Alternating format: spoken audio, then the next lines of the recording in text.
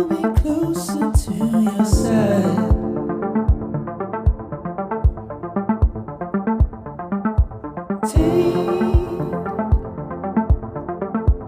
Take your pains out of my story. Number one is buckle up, we're chasing dream, and that this train will not stop till we get there. See, I'm drinking coffee.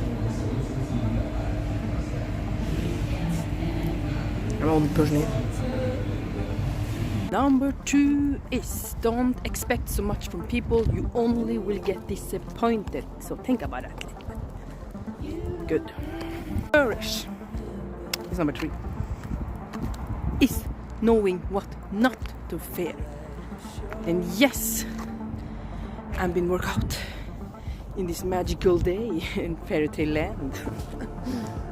Times go fast. Damn, I realized that I had a day that was like, whoa, damn. Days go fast. Faster than I wanted to. But it's going from you. Whoa. See the weather, like see the sky. It's like pink on it, with pink and blue. Pretty amazing.